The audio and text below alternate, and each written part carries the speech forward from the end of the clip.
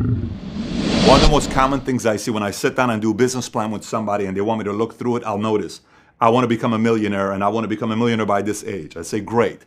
And nowadays, if you pretty much want to write a book and have the book do well, write a book and have the title Millionaire in it, it's probably going to do well. This is the 1 Minute Millionaire, the Self-Made Billionaire Effect, Think Like a Billionaire Trump. We'll see if he'll be a president or not. Secrets of the Millionaire Mind, Secret Millionaire Club. I mean, I have so many I can go through. There are so many books on how to become a millionaire. Everybody wants to become a millionaire. And I think a lot of times, just like in sports, think about in sports, we admire Michael Jordan. We admire LeBron James. But if you're not 6'8", 260 and you cannot jump 40 inches, you're not going to be LeBron James, okay? So that's not the most duplicatable story to try to be inspired by. We can respect and we can admire them, but it's not something we can be, and that can be intimidating sometimes. So a lot of you guys I'll see people like myself, even back in the days, you'll see somebody like an Elon Musk or you'll see somebody like a Mark Zuckerberg, and you say, I can never be like Zuckerberg. I can never think like Elon Musk. Well, they're an anomaly. What I'm talking about is something you can be. Stephen Curry is only 6 feet tall, couple inches, 170 pounds.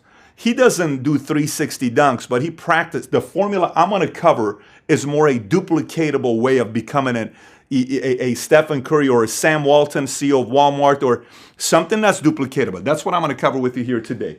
Okay, so let's get through it. What it really takes to become a millionaire. I call it the 2, 5, 10, 20, 30, 40 rule. Let me explain.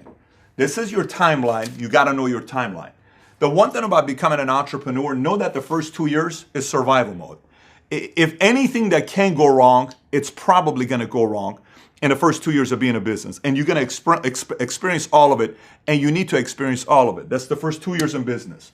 Within 5 years, if you follow the formula that I talk about, you have a shot at getting to $250,000 to $500,000 your income within 5 years. Within 10 years, you ought to be at $1 million your income. If you cover the formula I'm talking about, you'll be at $1 million your income. Then 20 years is 10 million, 30 years, 100 million, 40 years, $1 billion. But the formula is a formula that's duplicatable to everybody. So let's start off with the formula. You need 4 elements to be in your favor. Sometimes I'll hear a lot of people when you do an interview with a millionaire or a billionaire. I interviewed with Mark Cuban, and he talks about how hard he works Monday through Friday and Saturday and Sunday. He's going through this, going through that. Hey, what does it take to become wealthy? And you hear a lot of people say, you got to work hard. Well, what does that really mean? You got to work hard, because sometimes I visit entrepreneurs' offices and they're at the office purely on Facebook all day long, but they're at their office for 12 hours. That's not working hard. That's just being at the office. I'm talking pure work, meaning if you're in sales, you're either answering the phones, you're either in the field door knocking or meeting with people, or you're having people sitting in front of you, or you're at a kitchen table selling something, but you're constantly playing offense. It's not a lag time. So let's talk about work ethic. You got 3 levels. Level number 1 is a part-timer. If you work 40 hours a week as an entrepreneur, to me, you're a part-timer. I know in the full-time world, in the job world, if you work 9 to 5, you're a full-timer. But as an entrepreneur, 40 hours a week, you're not giving yourself a chance to make it. Level number 2 to me is a full-timer. A full-timer as an entrepreneur is somebody that works 60 hours a week. That to me is a full-timer. Now, level 3, I call it the all-the-timer. All-the-timer is 80 hours a week. And I know a lot of times people may even turn off the video right now because you may be saying, 80, is he out of his mind? Is he crazy? He must be nuts. This isn't a video for everybody to watch. This is if you want to know what it takes to become a millionaire and a decamillionaire. You know, those days of just coming out with Snapchat and Instagram and you becoming a billionaire overnight, those are anomalies. That's not duplicatable. If you only strive for that, you may be another person that's 60 years trying to get something to come out and be sold for a couple $1 billion. This is a duplicatable system that I'm talking about. Now, on the work ethic side, let me explain on the work ethic side. I'll have people that'll say, I worked 80 hours last week. You have no idea how hard I worked last week. That's good. But how hard did you work the week prior to that, and the 3 months prior to that, and the 6 months prior to that, and the following week when you have a birthday party coming up, and next week when it's Super Bowl, and next week when it's this? How hard are you going to work every week? This is not 1 week. Everyone has 1 week to brag about. This is every single week. You may have a week you don't feel like working, and all the timer still shows up. A part-timer only shows up when they feel like it, and all the timer, whether you feel like it or not, they show up. Now, second element is personal growth speed. Let me explain personal growth speed.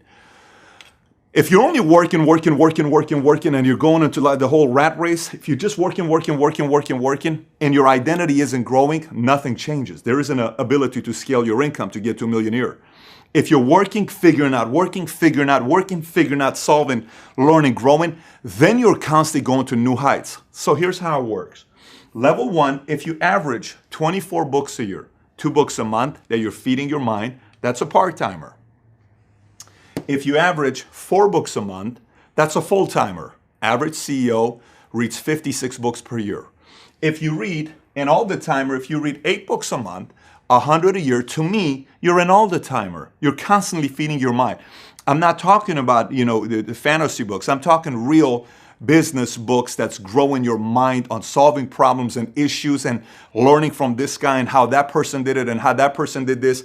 You're learning, you're growing, it's helping you figure things out. That's an all-the-timer. So far we covered work ethic and we covered personal growth speed. Element number 3 is how many start-stops you have as you're running your business. You rarely hear us talking about this. Listen, I am by far not the smartest guy. I'm not the most talented guy. I don't come from a family of wealth. My father was a cashier at a 99-cent store in Inglewood, 1.8 GPA kid. I went to the Army. I took an ASVAB, got a 31 on my ASVAB.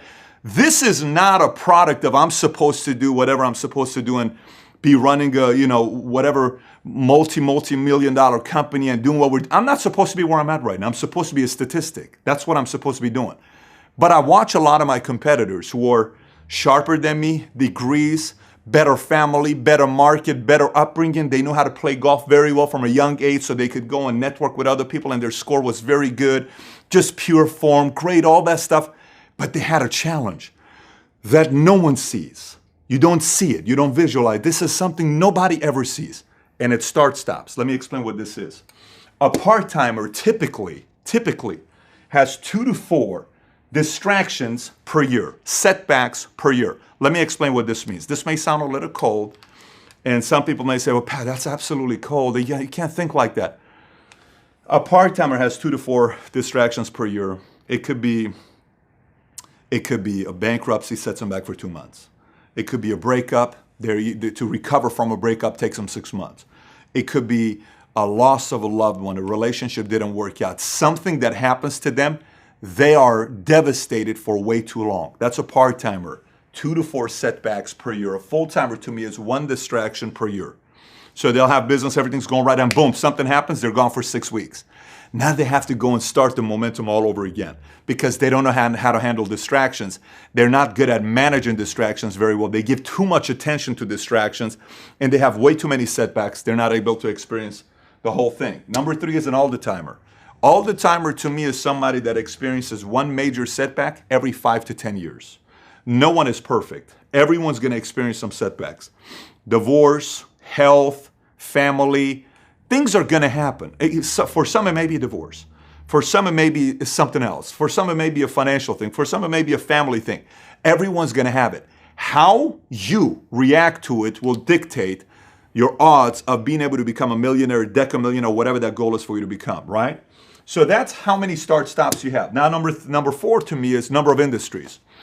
A part-timer changes industries as quickly as an 18-year-old changes boyfriends and girlfriends. It's just a new industry again, a new industry again, a new industry again. So you're talking about a part-timer changes new industry every 2 to 4 years. Real estate didn't work, I'm gonna go do this. This didn't work, I'm gonna go do that. That didn't work, I'm gonna go do this. A full-timer changes industries every 5 to 10 years. Oh, this is too boring to me. I'm gonna go to another industry. And then they'll stay focused for 10 years. They'll get to a certain level and then boom, they go again. And then they never, ever really fully understand what their capacity is if they stick around. The all-the-timer, 20 to 40 years, 1 industry. Let me explain. Jeff Bezos is 1 industry, okay? Berkshire Hathaway, they went into 1 industry. And those guys started with an all-the-timer mentality. Their company's right now, Berkshire Hathaway, worth about $326 billion. Their annual shareholder meetings happening on April 30th. 40 to 50,000 people show up in, I think it's Omaha, somewhere there. It's the most ridiculous center. Everybody, you see it, go look up the picture on what it looks like. They show up and they never got into technology. They stuck to their philosophy. They stuck to insurance. Everybody called them boring. Everybody called them all this type of stuff. Charlie Munger's worth $1 billion to $2 billion, and Warren Buffett's worth $40 to $70 billion, depending on what day and what time of the year you watch this video. Why? One industry, they stuck to it. It doesn't matter. It's what industry. Now, some people will also say, well, I feel like I have to start a company to have a shot at becoming a millionaire. I have to. You have to be an entrepreneur. You have to be an entrepreneur. That is definite. You need to be an entrepreneur. But an entrepreneur may also be somebody that gets with a company and increases value of themselves, and eventually they become an executive, a voice, a president, a CEO, whoever it is. I mean, Steve Ballmer, a great example. The Microsoft gets started in '76. He gets started with Microsoft in 1980. He increases value by what he brings to the table with Bill Gates and Microsoft. Eventually, he's worth $22 billion, owns the Clippers. He had a blast. He ends up becoming a CEO after Bill Gates, and he was not the founder of Microsoft. But he was somebody that positioned himself well, worked very hard. He was an all-the-timer. He was a value guy, chose one industry. He read the books to find that. He was a great student. He didn't have a lot of distractions. He kept and showed up to work. You know, that's what ends up happening for him to become who he is today. So now, what conditions, what intangibles need to be on your side? I wrote all this stuff on this because somebody may say, well, what if you do all that stuff? Can it still go wrong? Yeah, of course it could. Let me explain what things. If it's only a want for you to become a millionaire and it's not a must, kiss it goodbye. Ain't gonna happen. Nobody becomes a millionaire by wanting to become a millionaire. Everybody wants to become a millionaire. To a few, it's a must. If it's a must, you'll do it. Next, focus and intangible. How focused do you stay? Ambition, desire cannot be taught. No video in the world is gonna give you ambition and desire. The only thing that's gonna give you ambition and desire is you. You're right here. Right here. Do you have it? Do you truly want this to become a reality? Positioning, equity. Do you position yourself in a company that you can eventually own a piece of it? Are you in a place that you can increase value and own a piece of the company? Marriage, who you pick as a partner is very important.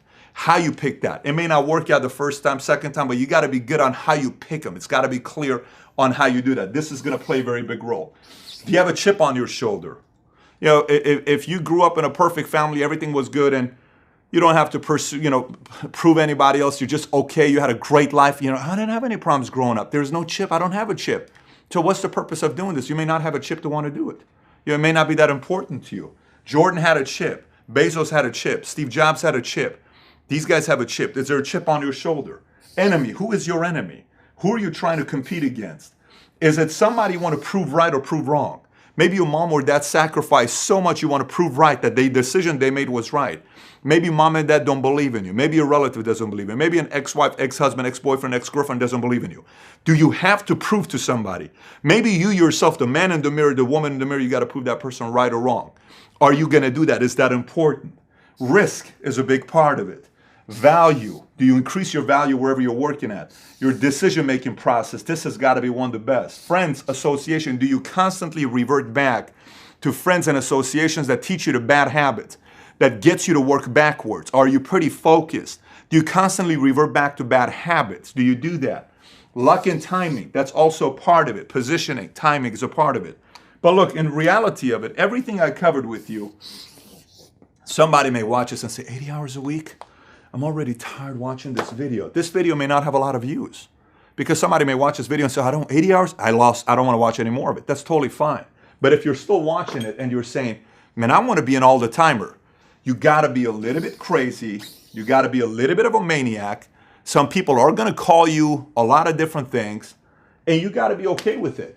So my challenge to you would be this. Success, to me, is not a part-time thing, is not a full-time thing. It is an all-the-time thing. In any industry, athlete, business, entrepreneurship, doesn't matter. You got to be an all-the-timer. If you're not an all-the-timer, you maybe become a fan. There's a lot of people that are fans of Elon Musk. There's a lot of fans of Steve Jobs. There's a lot of fans of Jeff Bezos. There's a lot of fans of Stephen Curry. There's a lot of fans. You can become a fan or you can become a player, but you can't do both, part-time or full-time. You got to be all-the-timer. So my message to you, if you got any questions about this, comment on the bottom. Take care.